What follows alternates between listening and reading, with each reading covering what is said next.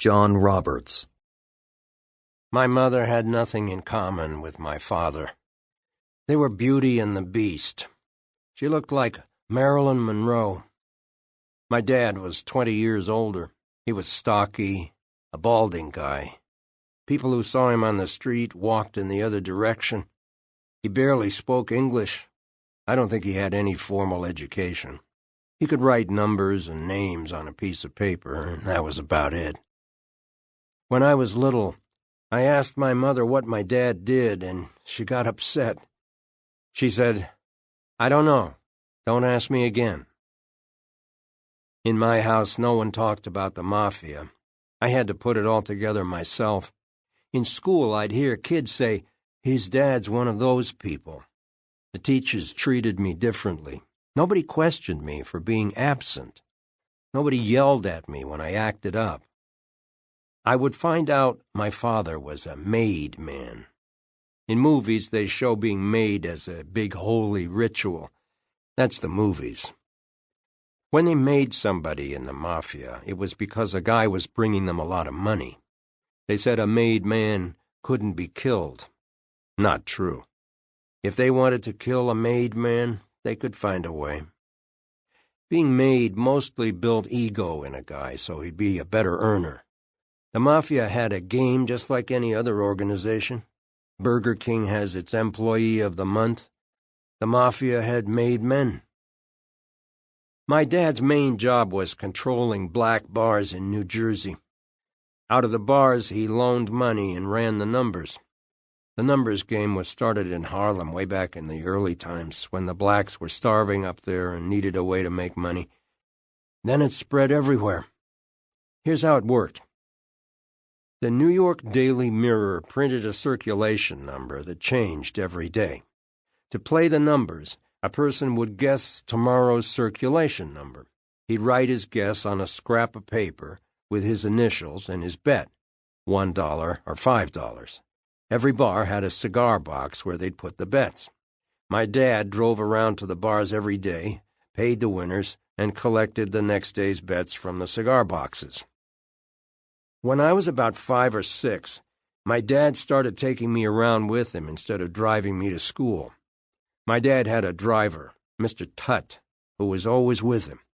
Mr. Tutt was a black guy who'd boxed in the ring but never made it big because whenever he started to lose, he'd revert to street fighting. He was a giant with huge fists, and I liked him because, unlike my father, he'd smile and seemed like a happy guy.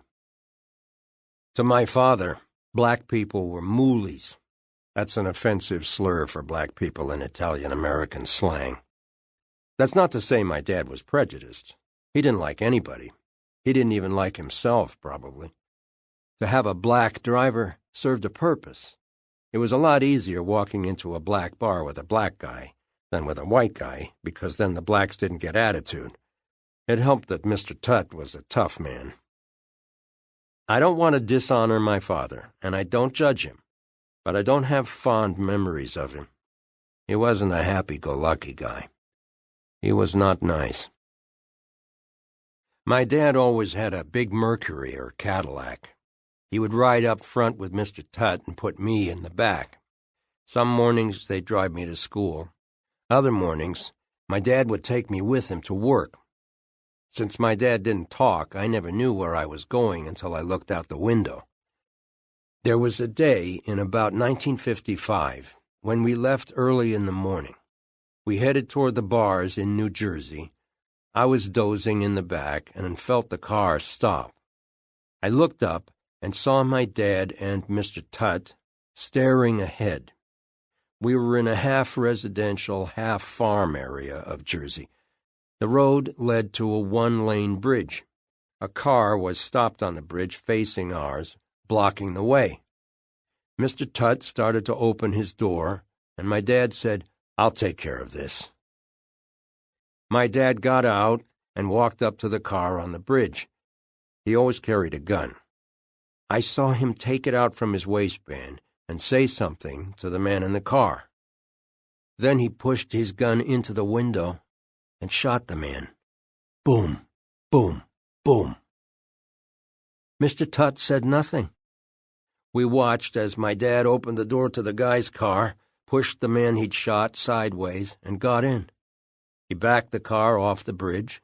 We drove across it, and my father climbed back in our car. My father turned to me and asked, "What just happened? Did you see anything?" I said, "No, I didn't see anything." I was lucky, I guess, because I made the right response. My father studied my face the way you'd look at a map. I was studying him, too, like he was the map of my future. I was scared, but I felt close to him like I hadn't ever before. He'd done something that I'd have to keep a secret from everyone. I felt like he was treating me like a man. I believe the shooting changed me. It made my reactions different from a normal person's. I learned not to get emotional. I learned to observe without reacting or crying. My father trained me in that incident to be like a soldier, not to let what I saw get to me, to move on. I was a little kid. I didn't reason this out. It seeped into me as instinct.